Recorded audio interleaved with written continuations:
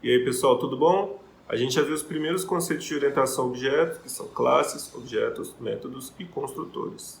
Eu, particularmente, só fui enxergar alguma beleza e alguma vantagem na orientação a objetos quando eu vi o conceito que a gente vai ter na aula de hoje, que é o de herança. E quem não gosta de uma boa herança, né?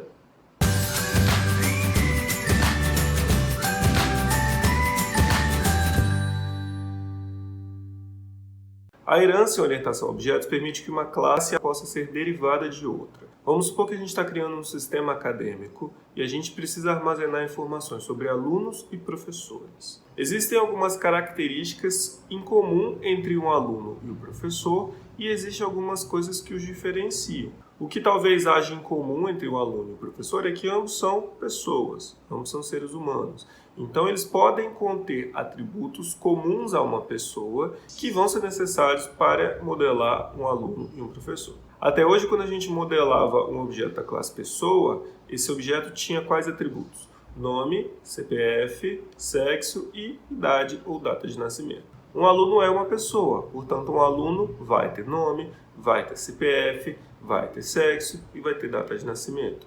Mas, além disso, o aluno possui uma característica específica, que é o número de matrícula. Já um professor também contém todas as características de uma pessoa, mas, além disso, ele pode ter alguma característica que ele tenha que o aluno não tenha. Por exemplo, um salário. Então, se eu for criar uma classe aluno contendo nome, CPF, sexo, data de nascimento e número de matrícula, e depois eu for criar uma classe separada chamada professor, que vai conter nome, sexo, CPF, data de nascimento e salário, eu vou ter informações repetidas entre os dois. Provavelmente eu vou ter que implementar em todos os dois aquele método chamado idade, que dada a data de nascimento, calcula e retorna a idade dessa pessoa, porque ambos são uma pessoa. Acho que todas as aulas desse semestre eu já disse isso. Orientação a objetos, a gente tenta evitar repetição de código. Então, na orientação a objetos, a gente pode definir que tanto a classe aluno como a classe professor herdam da classe pessoa.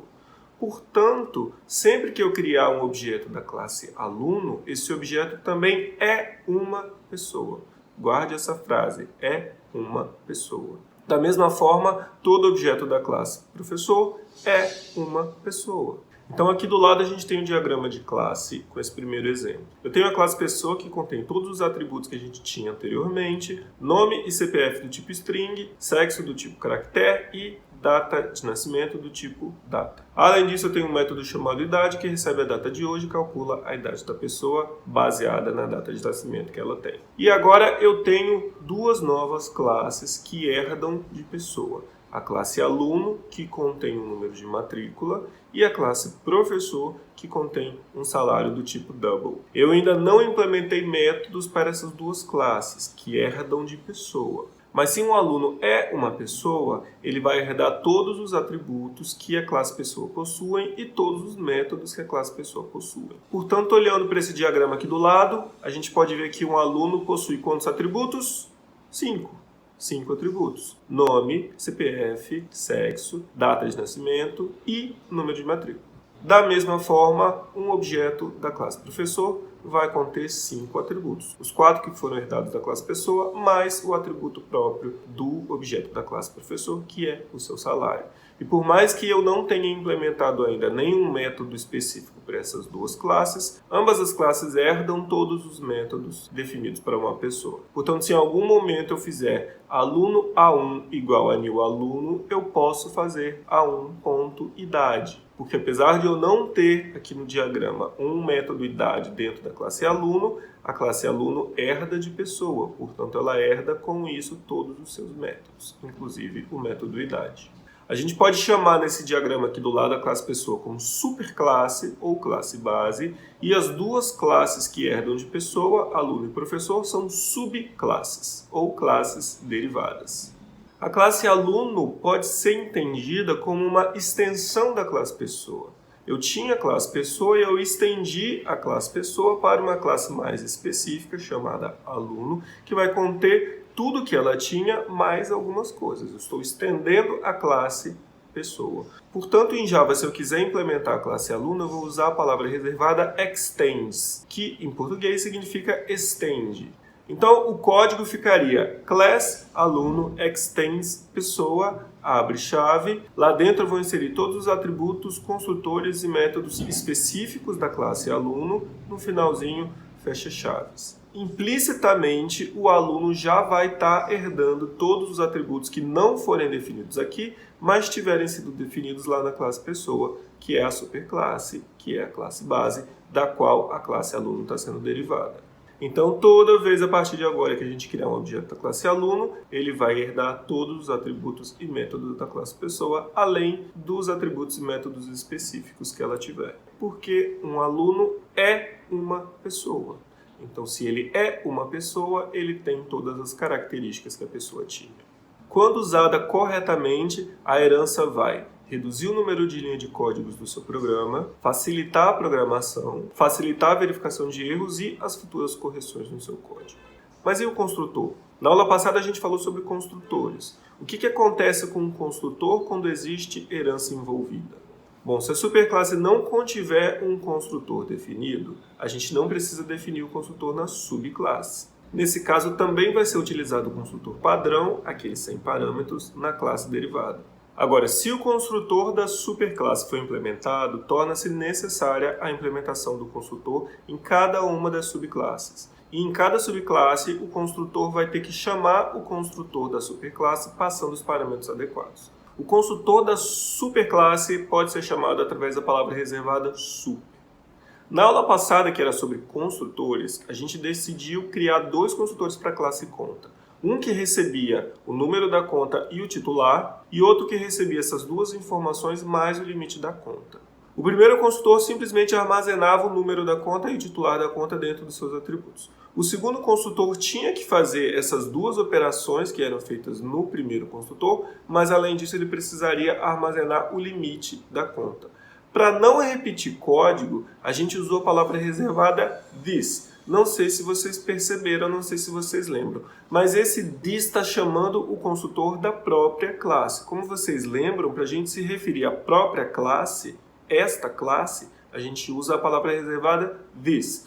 This.nome é o nome deste objeto que está sendo acessado nesse momento. A palavra reservada this, seguida de parênteses, significa que a gente vai estar executando o construtor desta própria classe. E aí, qual construtor vai ser executado? Depende dos parâmetros que a gente passar. Quando eu fiz aqui this, passando como parâmetro o número da conta e o titular da conta, significa que eu estou executando as rotinas de inicialização que foram definidas neste outro construtor que está definido aqui em cima.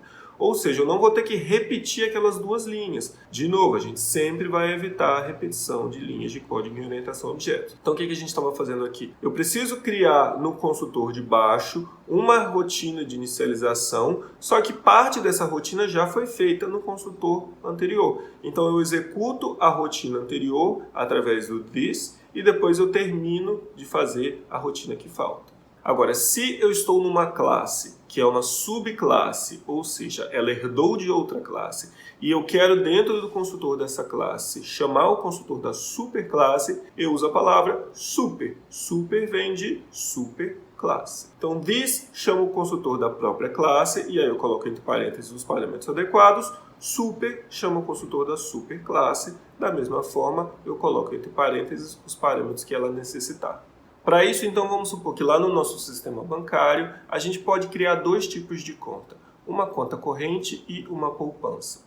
O que tem de diferente entre uma conta corrente e uma poupança e o que tem de similar? As duas possuem número, as duas possuem titular, as duas possuem saldo. Mas só a conta corrente tem limite. A poupança não fica no negativo. Então, no diagrama aqui do lado, vocês podem ver a classe conta ficou com aqueles três atributos que a gente tinha, número, titular e saldo, e além deles a gente colocou um novo atributo que é data de criação, do tipo data. E a gente deixou nela apenas o método depositar, porque para eu depositar é simples, basta eu acrescentar um valor ao saldo. Mas eu tenho duas classes agora que herdam da classe conta. Na conta corrente eu possuo um atributo extra chamado limite, e a classe poupança não tem nenhum atributo extra. Porém, os métodos vão agir de forma diferente nessas duas subclasses. O disponível, por exemplo, é diferente. Por quê? Porque qual é o valor disponível para saque numa conta corrente? O saldo mais o limite. Qual é o valor disponível para saque numa poupança?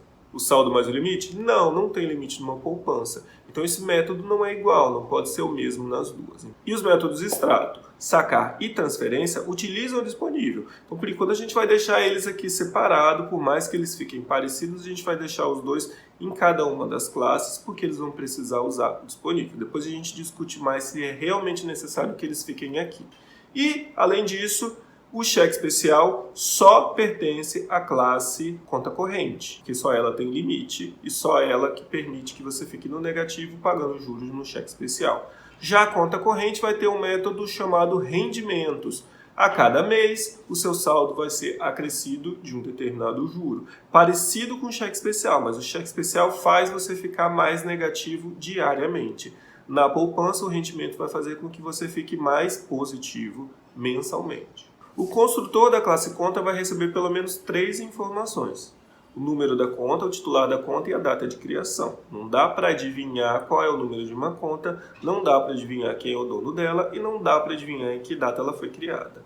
Já o saldo vai ser inicializado com 0, assim como a gente fazia antes. Então aqui a gente tem o novo código da classe conta, que vai ter os 4 novos atributos, o construtor e o método depositar. E já que o construtor da classe conta possui 3 parâmetros, é obrigatório agora que a gente tenha um construtor implementado na classe conta corrente, que vai chamar o construtor da classe conta passando esses 3 parâmetros que são necessários para criar um objeto da classe conta.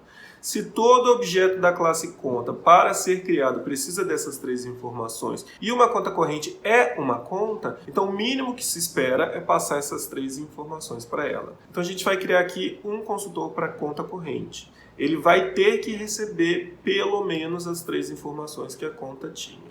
Quais são elas? Número da conta, titular e data de criação. Se eu quiser, eu posso receber mais informações que sejam pertinentes apenas para a conta corrente. No nosso caso, o que a gente vai fazer no construtor da classe conta corrente? A gente vai chamar o construtor da superclasse, super, entre parênteses, número da conta, titular e data de criação. E aí depois a gente inicializa o limite com 200, igual a gente fazia antes. Então toda conta corrente vai começar com um limite de 200 e saldo de 0. Onde que está escrito isso? Está escrito lá no construtor da superclasse que a gente está executando através da palavrinha super. E aí depois disso a gente implementa os métodos que vão ser específicos da classe conta corrente. Já o construtor da poupança vai simplesmente chamar a rotina de inicialização da superclasse. Super, número, titular e data de criação. Não tem mais nada para inicializar, já que eu não tenho nenhum atributo extra. Então, para que eu tenho uma classe extra, professor, se ela não tem nenhum atributo a mais? Porque os métodos que vão manipular as informações vão ser específicos dessa classe. Por fim, como é que fica o método principal? Quando a gente for criar uma conta corrente ou uma poupança, lá no método principal a gente vai distinguir uma da outra. Porém, cada um dos objetos dessas classes vão chamar os seus métodos independente de saber se eles foram implementados na superclasse ou na subclasse. Então aqui a gente vai ter 2 pessoas, não mexemos na pessoa, por quê? Porque aluno e professor não são do sistema bancário, aluno e professor eram lá do sistema acadêmico que a gente estava supondo que a gente ia criar. Mas aqui no nosso sistema bancário não tem aluno e professor, só tem pessoa. Então a gente criou 2 pessoas que vão ser as titulares das contas que a gente vai criar agora. E aí por enquanto eu vou criar 2 contas correntes, chamada C1 e C2. Então eu não tenho mais conta C1, eu tenho conta corrente C1 igual a new conta corrente, passo 3 parâmetros para ela. Quais são eles? Número da conta, titular da conta, P1 e data de criação da conta. Eu posso passar a data sim, ó. Eu criei um novo objeto da classe data dizendo qual é o dia, qual é o mês e qual é o ano daquela data. Toda vez que a gente for criar um objeto da classe conta corrente, a gente pode criar um novo objeto dessa classe, da classe data, ou pode ser que nosso sistema tenha um objeto já criado para todas as datas possíveis em que as contas foram criadas. A gente não vai entrar nessa especificidade agora. Por enquanto a gente vai fazer assim. E aí embaixo eu crio uma conta corrente C2 que vai ter o número dessa conta corrente, o titular dela, P2, e a data de criação da segunda conta. E aí, como vocês podem ver aqui embaixo, a chamada dos métodos não muda. C1.sacar, C1.depositar, C1.extrato. Eu não preciso nem saber se esses métodos foram definidos lá na subclasse ou na superclasse. Eu acesso eles da mesma forma que eu fazia antigamente, quando eu tinha só a classe conta. Tudo bom? Vai ficar um pouquinho mais claro na próxima aula quando a gente praticar.